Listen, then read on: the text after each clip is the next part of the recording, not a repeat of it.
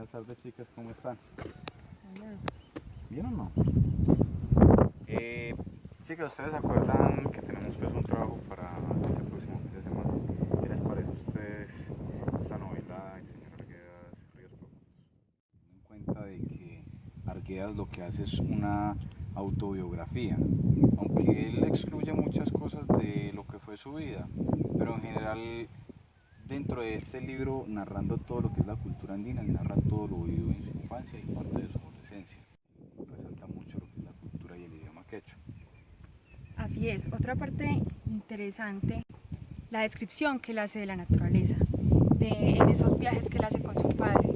Él describe el paisaje, describe los ríos, las piedras, a estos elementos les da voz. Es interesante en el sentido en que Arguedas era etnólogo y era antropólogo también.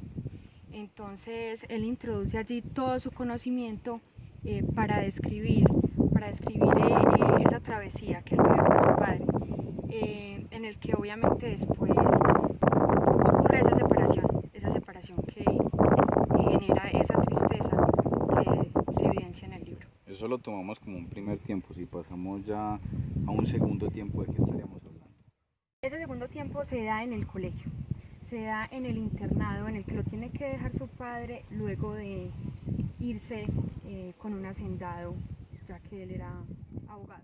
Allí se produce todo ese desprendimiento de emociones que tiene el niño cuando se identifica con cada una de esas personalidades de sus compañeros. Allí es donde se entrama más que todo la obra. Incluso ese internado es gran parte de la obra. Si hablamos de un primer tiempo, demarcamos mucho más, bueno, se resalta mucho más lo que es la familia. El segundo tiempo vendría a ser en el internado y se resalta mucho más lo que es el racismo, porque se ve pues la discriminación hacia algunos compañeros de menores recursos o de menores capacidades. Ya en este tercer tiempo, ¿qué resaltaría más? El tercer tiempo ocurre en la revolución, por decirlo así, de las chicheras. Las chicheras eran estas mujeres de clase más baja, por decirlo así, subyugadas, y ellas deciden robarse la sal a la cual no podían acceder. Y allí es donde Ernesto entra a jugar un papel muy importante. Él se identifica con esas chicheras y acompaña esa travesía que tienen las chicheras hacia Apatimba, donde van a repartir la sal. Es allí pues donde ocurre ese tercer momento. ¿Sabes qué me causó mucha curiosidad?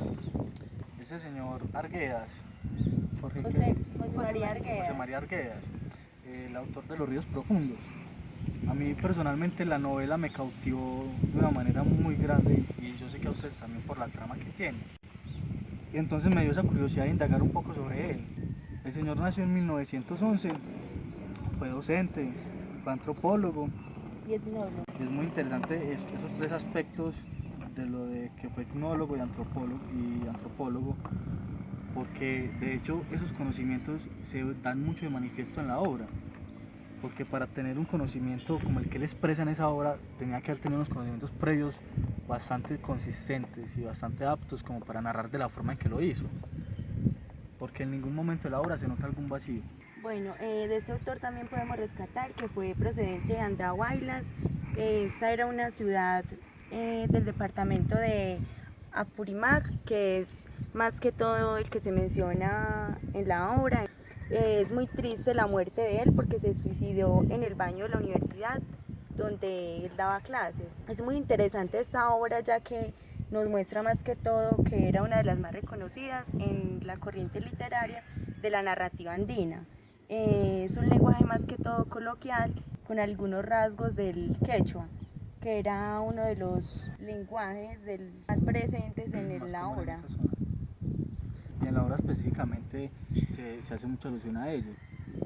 A mí me parece muy atractiva esta obra, ya que este autor más que todo intentó describir la problemática que había en Perú. Otro aspecto a analizar que tiene una importancia magna dentro de la obra es esa combinación, esa unión entre el castellano y el quechua. Eso se nota bastante en la obra y eso se debe especialmente a que Arguedas dominaba estos dos idiomas.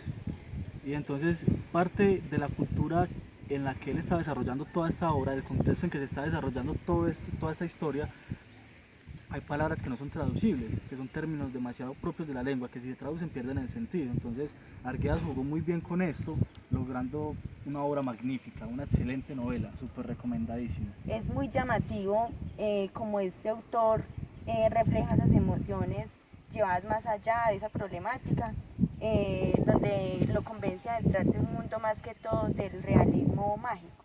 Así es, entonces los invitamos a que indaguen sobre esos 3 momentos ya mencionados y a que descubran el cuarto para que se maravillen con este gran escritor peruano, José María Arguedas.